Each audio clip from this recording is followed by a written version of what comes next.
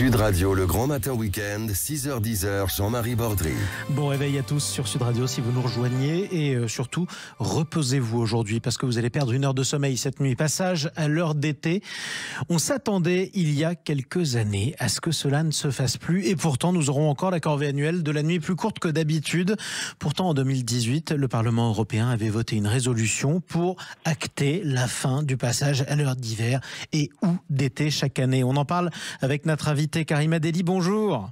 Bonjour. Vous étiez à l'époque eurodéputé Les Écologistes et vous vous étiez félicité de ce vote qui actait la suppression du passage à l'heure d'été ou à l'heure d'hiver. Pourquoi ça ne s'est jamais traduit dans les faits ? Alors tout d'abord, à l'époque, moi j'étais la présidente de la commission des transports et il s'avère que l'ensemble des citoyens européens voulaient mettre fin au changement d'heure.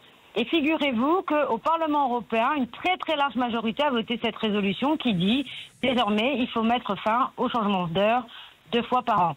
Mais pourquoi ça ne s'est pas fait? Tout simplement parce que d'abord la Commission européenne, qui a voulu vérifier notamment cette information, a lancé une espèce de grande consultation citoyenne et hop, qu'est-ce qu'on a eu? 84% des citoyens européens demandaient à l'ensemble de la Commission de mettre fin au changement d'heure. Donc la Commission et le Parlement étaient d'accord. Et donc, la résolution devait absolument arriver dans un choix des États membres. Et là, en bas le combat, le texte reste coincé au sein des États membres parce que chaque État membre n'arrive pas à se décider est-ce qu'on reste sur l'heure d'été ou l'heure d'hiver. Et là, ça devient très compliqué. Pourquoi? Parce qu'il y a des États qui disent non, nous on reste à l'heure d'été, d'autres qui disent on reste à l'heure d'hiver, mais l'Europe ne peut pas être un patchwork notamment de fuseaux horaires. C'est la raison on ne veut pas pour laquelle... devenir comme les États-Unis d'Amérique, c'est-à-dire changer d'heure d'un pays, d'un État en tout cas à un autre, ce qui signifie que concrètement on est parti pour repasser à l'heure d'hiver et à l'heure d'été chaque année pendant encore des décennies. Absolument. Tant qu'il n'y aura pas au sein de la présidence du Conseil un État membre qui prend à bras-le-corps notamment cette thématique, ce ne sera pas à l'ordre du jour. Alors maintenant, quand on regarde concrètement, qu'est-ce qui ne va pas? En fait, il y a une majorité des États membres qui reconnaissent le bien fondé de la fin du changement d'heure. Mais certains États membres, comme les pays du Sud, ça peut être le Portugal, la Grèce, la Chypre, ils ont envie de rester à l'heure d'été. Et pendant ce temps, on a aussi que, par exemple, l'Allemagne, elle décide de rester à l'heure d'été. Mais l'Estonie dit une chose, je ne veux pas changer, notamment mon fuseau horaire, parce que je ne veux pas être sur le même fuseau horaire que les Russes. Les Finlandais et les Danois, eux, aimeraient visiblement conserver l'heure d'hiver, alors que les États du Sud, comme je vous le dis, restent à l'heure d'été. Bref, il faut absolument aujourd'hui se dire on ne peut pas rester dans ces conditions-là parce qu'on a plusieurs arguments sanitaires, même d'économie d'énergie qui n'ont jamais fait leur preuve, mais un problème de démocratie. Les citoyens réclament la fin du changement d'heure.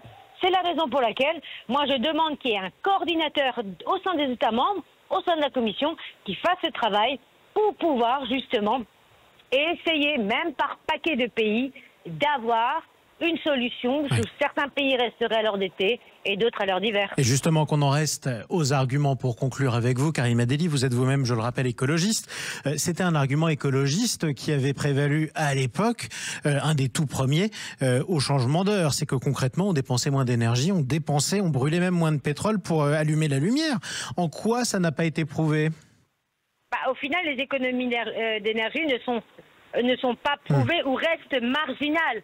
On économise un peu d'énergie d'éclairage peut-être le soir, mais il y a une surconsommation du même ordre de grandeur le matin ou pour le soir.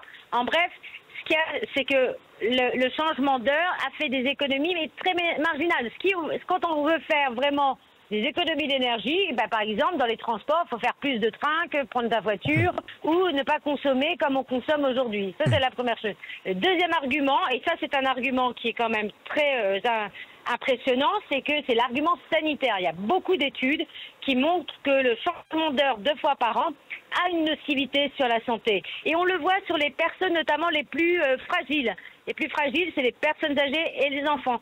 Il y a même une étude qui montre qu'il y a des problèmes, par exemple, sur les animaux, ou par exemple les animaux d'élevage qui subissent le rythme des éleveurs, va venir par exemple stresser des vaches laitières, ce qui va poser aussi des problématiques au sein notamment leur agriculture. Bref, il y a aujourd'hui plus d'inconvénients que d'avantages, donc il faut un peu de courage politique.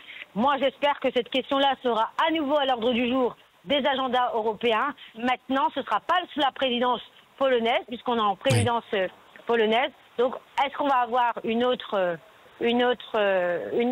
présidence qui aura le courage? J'espère, mais en tout cas, à un moment, il va falloir aussi un sursaut, un réveil citoyen. Et ça, je suis sûre qu'on est capable de le faire en France, comme on est capable de le faire au niveau européen. En attendant, le réveil sera surtout difficile demain matin, en toute logique. Merci beaucoup, Karima Delli, ancienne eurodéputée Les Écologistes. Et puis à bientôt sur Sud Radio. À bientôt.